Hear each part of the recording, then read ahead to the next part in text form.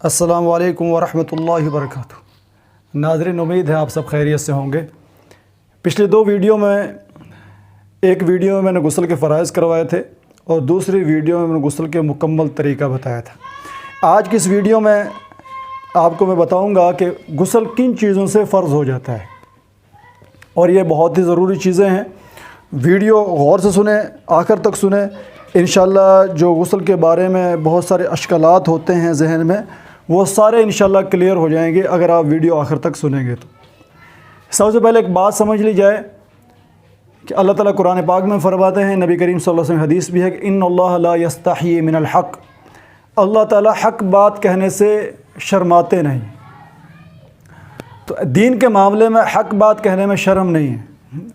کچھ غسل کے بارے میں کچھ ایسی باتیں بھی آتی ہیں جو بظاہر حیا کے خلاف نظر آتی ہیں، لیکن دین کے معاملے میں ان چیزوں سے یہ چیز آڑ نہیں بننی چاہیے، کیونکہ اگر ان چیزوں سے ہم ان چیزوں کو سامنے رکھیں گے تو پھر مسائل ہم تک صحیح پہنچ نہیں پائیں گے۔ اس لیے ایک صحابی ابو موسیٰ عشری رضی اللہ تعالیٰ عنہ عائشہ رضی اللہ کے پاس اسی مسئلے کے بارے میں پوچھنے گئے غسل کے بارے میں، اور کہا کہ یا اماں، میں نے ایک مسئلہ پوچھنا ہے جو شرم والا مسئلہ ہے۔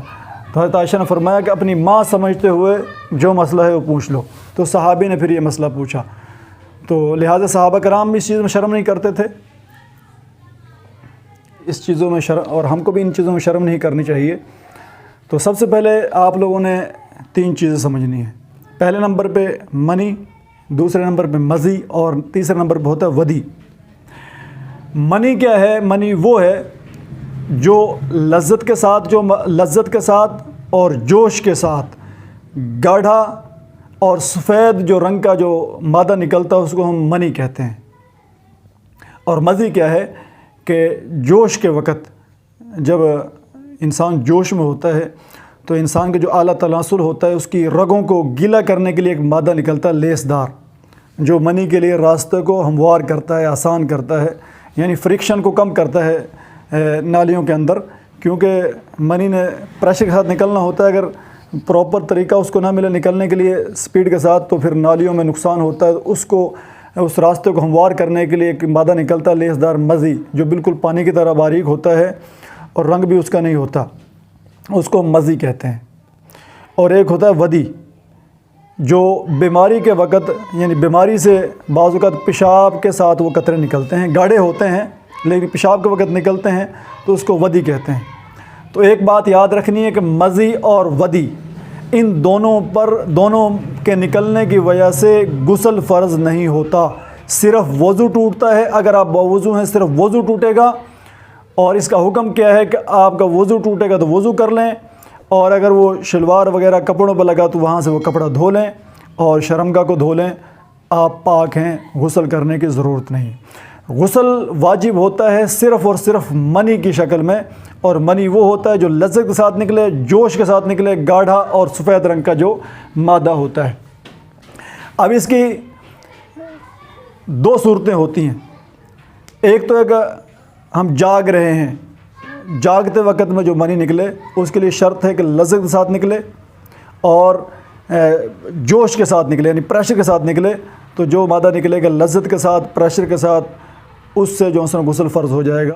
دوسری شکل ہے کہ آپ سوئے ہوئے ہیں، سو کے آپ اٹھے تو آپ نے اپنے کپڑوں پہ نشان دیکھا، شلوار پہ نشان دیکھا، اگرچہ وہ نشان تھوڑا ہے، زیادہ ہے، منی کا ہے، ودی کا ہے، جس کا بھی ہے، آپ کو اس وقت غسل کرنا پڑے گا۔ جاگتے میں صرف منی نکلنے پہ غسل واجب ہوگا آپ کے اوپر، اور مزی یا ودی نکلنے پہ غسل نہیں واجب ہوگا۔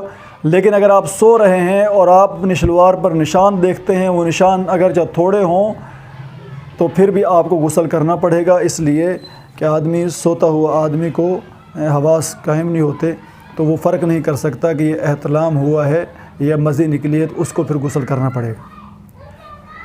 تیسری شکل کیا ہے کہ مرد کی شرمگاہ کا عورت کی شرمگاہ کے اندر داخل ہو جانا، داخل ہونے سے غسل واجب ہوگا، خالی اگر چھو گئی تو غسل واجب نہیں ہوگا، دخول شرط ہے۔ اور چوتھی چیز حیض اور نفاس سے پاکی کے بعد، یعنی عورت کو مہینے کے بعد جو خون آتا ہے اس کو حیض کہتے ہیں، اور بچے کی ولادت کے بعد جو خون آتا ہے اس کو نفاس کہتے ہیں۔